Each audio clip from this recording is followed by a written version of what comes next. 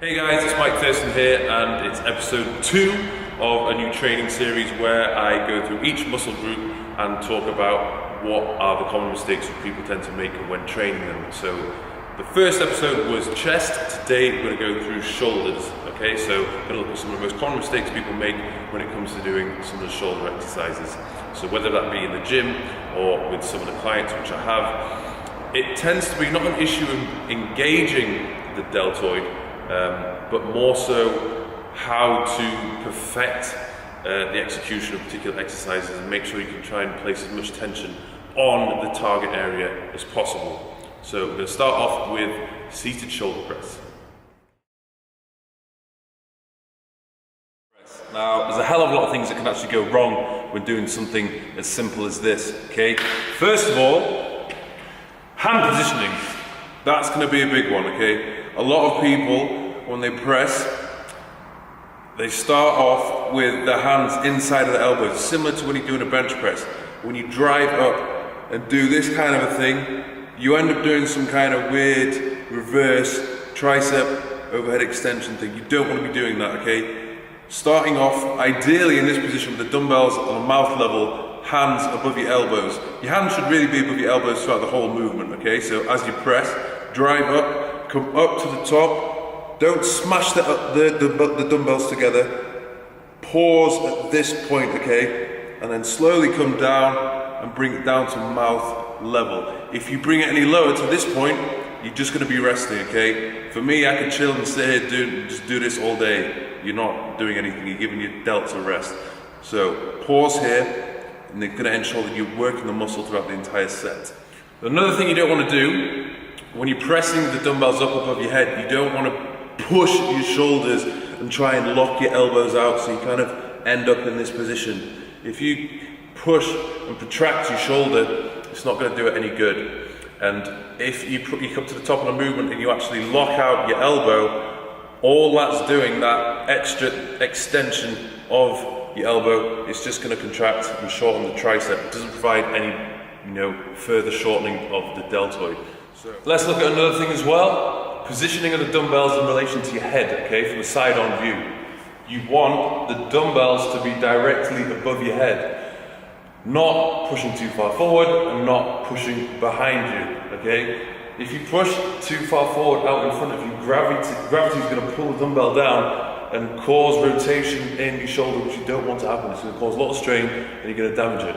Okay, this happened to one of my clients before. She'd not done an overhead press. She was in a 5th rep. It looked like she was doing fine. The weights were very light. All of a sudden, on the 6th rep, she wasn't concentrating, and her hand went behind her shoulder like that. And I managed to save it from continuing to move in that motion. And I was like, holy shit, you could have fucked up your shoulder so bad. Okay, you have to concentrate and press directly above your head. Down. Press above your head, not pushing forward and not pushing behind your head, okay? One more thing I'd say about the overhead press is symmetry is so important, okay? The right side needs to do exactly what the left side is doing, not only from a front-on direction, but sideways as well. You don't want to be pressing in some funky little direction like this, or pressing with one arm moving in a different direction to the left one. You're going to end up with imbalances and one shoulder bigger than the other. Right, another exercise that many people get wrong is the dumbbell lateral raise. Now, a little bit of basics about the shoulder. You have your front delt, mid delt and rear delt. Now, naturally, because of a lot of pressing which people do, whether it's horizontal or vertically, people will have a stronger front delt and bigger front delt compared to the mid and rear delt. In fact, the rear delt tends to be almost non-existent in comparison to the front delt. So, when doing a lateral raise, myself and when I train my clients, I want them to focus and target on the mid delt. So in order to do that, you need to pay attention to not only the angle of your torso, okay, so whether I'm leaning forward or leaning back, but the position of your hands, okay, how you're holding the dumbbell. If I'm not really thinking about it, when most people do this in the gym, more often than not, because the front delt is strongest, naturally, as they bring the dumbbell up, the dumbbell will be pointing towards the ceiling. However, when this is happening, all the tension is on my front delt. What I want to do is probably angle my torso forward ever so slightly, so I'm not leaning back on the bench, I'm not slouching like that, I'm actually leaning away from it. As I bring the dumbbell up, I'm either keeping it flat, or I may need to point it down ever so slightly. You have to really assess the situation yourself and start with very light weights, okay? As you bring the dumbbells up to the side, look at your shoulder and think, right, okay, where is the tension being placed? Okay, naturally, it will most likely be on the front delt, so you need to change, like I said, the angle of the torso and the position of the dumbbell. I would either keep your hands flat or even pointing downwards slightly. Now, as you go through a set, you will start to fatigue, and your body will like to go through the path of least resistance. So your body will almost force you to push the dumbbells toward the ceiling and use your front delt. You have to try as hard as possible not to do that. Maintain that strong posture and form. And even if you can't bring the dumbbells all the way up to the top, just bring them halfway. There's nothing wrong with doing half of a rep. You're still working the area of the delt that you want to target, which is the middle. Don't allow yourself to work all of the front delt just so you can bring the dumbbells all the way up to the top position.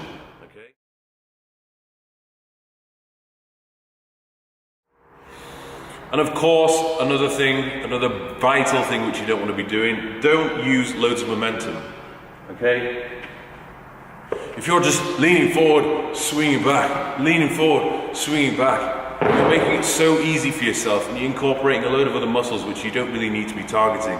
You want to completely isolate your delts when doing this, so stay still, nothing should be moving. The only thing that should be moving is your arms. Up and down, that's it. Don't go down, swing up, swing up. What is this? What is this all about? There's no need to do that, okay? You just see bodybuilders and other people doing it just so they can lift heavier weight, but they can do exactly the same thing with a lighter weight if they stay still.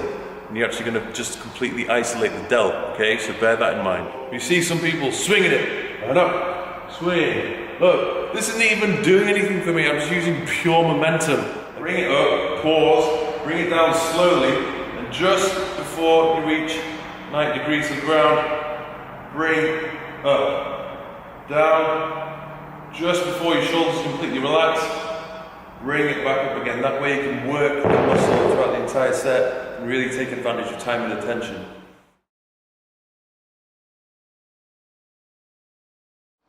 Another mistake which people make is poor execution of the rear delt flies. Now, many people want to think, right, okay, when I'm doing a rear delt fly, all I need to do is just drive my elbows back and bring the dumbbells as high as possible. When you're doing this, you're actually contracting your shoulders loads and working a lot of you're working your entire back when you're doing this. Yes, you are going to work your rear delts to some extent, but you're not isolating it, okay? So what you want to be doing is performing that movement so you can just purely isolate the rear delt. In order to do that, what you want to do is, it's very rare that I would advise people to push their shoulders forward in an exercise, but for this one, it's something you want to do. So when you're lying down on a bench, push your shoulders forward and imagine that you're doing a kind of an arc. You're not coming all the way back, because if I'm to do this and I pull the hands all the way back, I'm going to be engaging a lot of my back muscles. So let me demonstrate on a bench. You just want to be focusing on the rear delt. So that's this area here. This is what we're trying to isolate, okay? So what weight you use is going to completely depend on your own strength and the rep range which you're going through. Personally, I find using very high reps, my rear delts respond very well to that. I'm talking like 20 plus, but again, it depends what you're doing. So for me, I grab the dumbbells, here we go. What I'm doing, I'm actually pushing my shoulders as far down as possible, and I'm locking my arms out. So arms are straight, and what I'm going to do is I'm going to perform almost like I'm trying to perform a big arc, okay? So I'm bringing the dumbbells up just to about 2/3 of the way up, and then back down. I'm still pushing forward, trying to create this really big arc with my hands. If I come too far up, you'll start to see my back, my traps, everything else starts to engage and my shoulders retract, okay? And you see a lot of people, they do this, they come up, you know, this, yes, you're using your rear delts to some extent, but for me, I'm using so much of my back muscles because they're trying to retract my shoulders, so. When, I suppose it's when you're doing any kind of a raise, whether it's a front raise like this, or a lateral raise, is the flexion of the elbow throughout the movement, okay? What you want to do is keep it fixed throughout. So if I'm doing a lateral raise, keep it fixed, like this, in this kind of a fashion. If I'm doing a front raise, keep elbows fixed. If you bring the weight up and do that, you know, you're kind of swinging it up, bending a little bit, swinging and bending, you're just going to be engaging your biceps.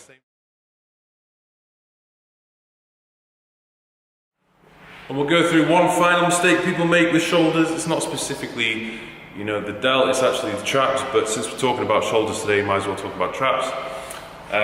Shrugs, okay? When people do this, let me just tell you, first of all, the aim of shrugs is to go through the full range of motion. Full range of motion is pulling your shoulders up as high as possible and then bringing them all the way down. All the way up to the top, squeeze the traps, all the way down. So when you're doing this, you need to pick a weight which allows you to use that full range of motion. Now, let's take for example someone who wants to be seen lifting as heavy as possible. They're going to do something like this. This is doing nothing. Look how short the range of motion is. You know, you're barely shortening the trap at all. You want to ideally stand in front of a mirror so you can see what you're doing.